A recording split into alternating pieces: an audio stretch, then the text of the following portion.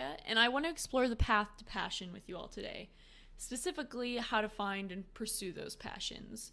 Now, I'd love to be the one giving you all advice, but I really have not mastered my passion yet. In fact, I don't even know what my passion is, which is why I'll be talking to some of my favorite people that inspire me in their pursuit of passions.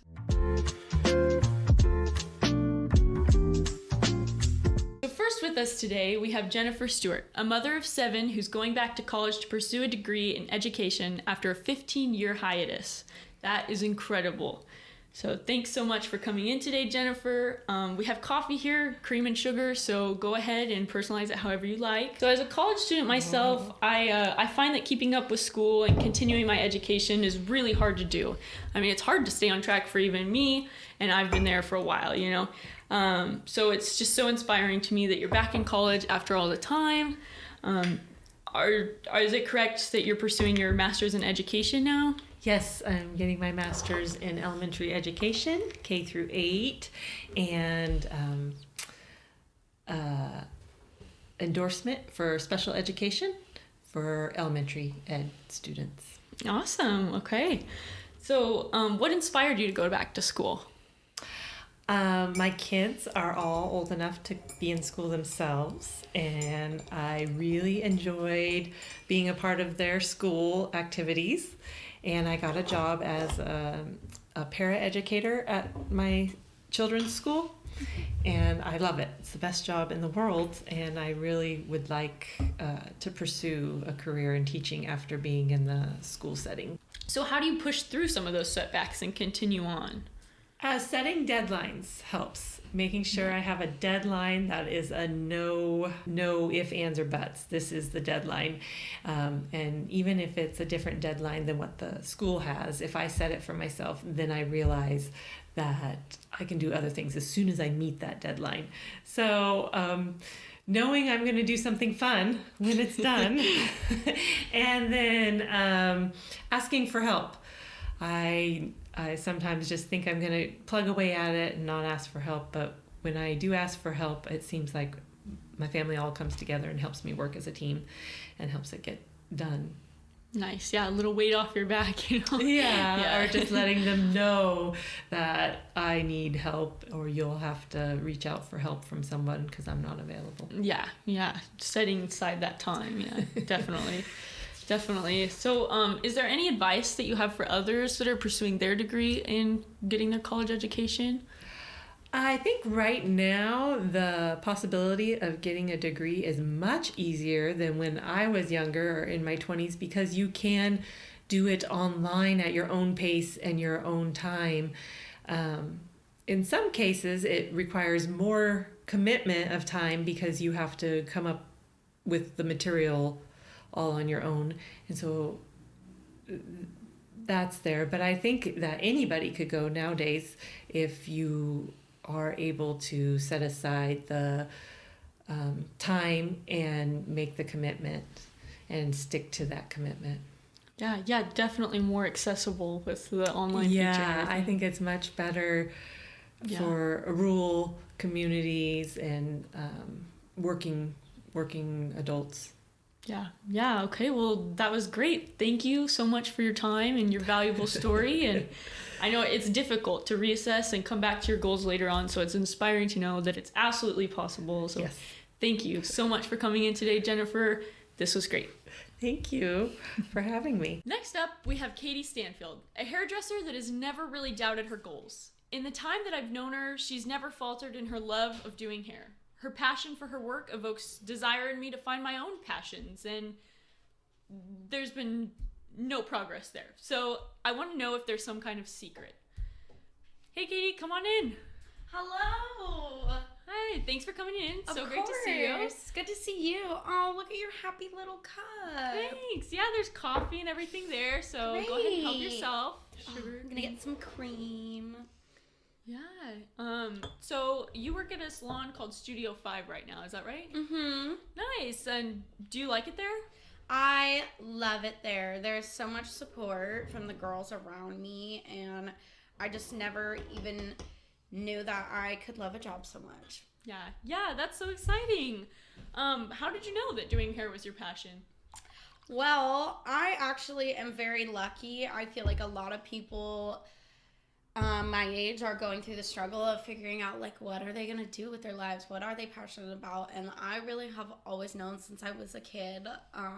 For holidays I would set my room up into Katie's little hair shop, and all my family members would come in and get funky little do's by me, and it was always my dream to be in a hair salon. I love the vibe. Yeah. As long as I've known you, you've been interested in it, so that makes sense. Yeah. Any advice for others that are searching for their, kind of life purpose? I think it's important to try things, like never be afraid of failing. I think that we learn the most from our failures rather than from our successes. And when we do something that we're like, okay, I'm good at this, and you just keep doing it because it's easy. But if you find yourself like, okay, but I'm not feeling passionate, you have to let go of that fear and just go for things. Try things you never would have thought of trying. There is so much going on out in the world aside from basic careers. Like, you can do anything to make a dime, and I suggest just trying it all. Just you only get one life, and once you find what you're in it for 30 to 50 years. Sometimes people work the same job, and you don't want to get stuck doing something where you're thinking like, oh, well, what should I have done something else? Use that energy in your youth now and do it. And if you're not young and you have been stuck in doing something for 20 plus years and you want to try something, really explore ways that you can expand on what you are doing. Yeah. You don't always have to do exactly what it is that you're doing. There's so many things that go into every job of the world, and think like, okay, like, how could I find more passion? Anything. Just, try things that go into the makings of what you're doing now. Just start there. Just what are the little components that go into what I'm doing now? Okay, maybe I want to try this, or just talk to the people around you that you love, and they know you well. And I think a big important part is saying, to someone that you love, what would you see me doing if I wasn't working what I'm doing now? And you'd be surprised what people see in you that you don't see in yourself, and you might be able to go really far with that. That's interesting. I've never heard that before, so well, that's great. And your work is beautiful. I love being able to see the way that you spread beauty and just joy across the world. So thank you so much for talking with us and with me about your life and your passions. It's really great to have you. So thank you so much. Yeah. Enjoy your day. Thank you. You too. That's awesome. I wish I had a hobby that I could turn into a career. I haven't really found that quite yet, but for those of you who do, you should think about Katie. She truly radiates joy in her work, and you can tell that she's just doing what she loves, for sure. Next up, we'll have Juan Pablo Correa, a content creator that has explored several different directions. If you've ever followed his previous channels of lifestyle, frisbee golf, motivations, or movie reviews, then you know what I'm talking about. He never stops seeking and pursuing new passions. He's truly on the pursuit of passion, and his journey is really inspirational to me. Hey, Juan. Hey, Natalie. What's up? Yeah, so I know that you're always working on something. So what are you working on right now? Well, at the moment, I'm working on websites for some other people, and but other than that, for personal stuff, I'm doing more like podcasting, and I'm trying to make a website for my podcast.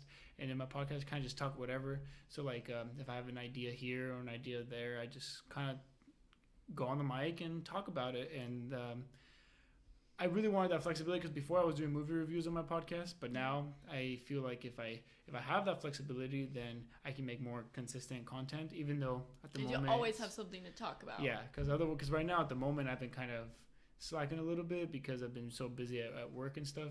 But it worked out so far, and I really like the way the branding is going at the moment. Nice. So just a little bit of miscellaneous. Yeah, cool. Trying to just find what I like to talk about, and then I'll focus more. But it's just podcasting, so I mean, no one's gonna hear you until you start broadcasting it. You know what I mean? So it gives me some time to figure out what I like to do, and then that way, then I can start marketing towards like posting on Instagram and stuff like that. because right now, because podcast is one of those things where it's not like on YouTube where like you type something in and you pop up. It's not a search engine. It's more of a, hey, check out my podcast. That's the way they find you. You know what I mean? Until you get big enough that you can be like spotlighted on like certain things and stuff. So. Yeah, for sure. So do you feel like this project is like the one, like your life purpose, or? The more I think about it, the more I would say that creatively, yes. I think creatively, I would like if the money wasn't an issue and I could make podcasts all the time, then I think definitely, yeah. I think that could be it. And but I don't know. I like to do everything. So maybe a little bit of video production here and podcasting here and what else? Websiting here. You know what I mean? I don't know. All of it together, yes. But for the meanwhile, yeah, I think podcast, yeah, it's getting pretty close. Nice. It's exciting to search for something so finite. Yeah, exactly. So what's been your favorite content creation project? Let's see. My favorite content creation is probably podcasting, honestly, because it's so much more relaxed. Because when I was doing YouTube, it was a little too like I was going too much at it of just making videos. Like I was pushing myself a little too hard to make more videos than to make videos I really cared about. And so like I was just doing like, okay, if I can crank out, I even went on this crazy rampage where I was doing like 2 videos a day, and it was like I burnt out so fast. Like, and by fast I mean like it still was like a year and a half, but I burnt out towards the end, and then I hated doing it. I felt like a chore and something that and like you could see it in my videos declined and everything like that. Yeah. But podcasting on the hand is a lot more calming and more chill, if you may. But yeah, I really like it. It's very personal. Like you can really capture a thought or a conversation, and then you have people come in and I feel like it's more casual to have a microphone in front of someone than it is to point a camera at them. You know what I mean? I think like that's Definitely. a little bit more people are usually not as comfortable with that as they are with just a microphone, and just having a one-on-one conversation where you're making eye contact and stuff, kind of like what we're doing here. yeah, definitely. So do you want to always continue doing podcasting then, or like with this specific podcast, or do you just want to maybe try a different type of podcast and just continue the podcasting?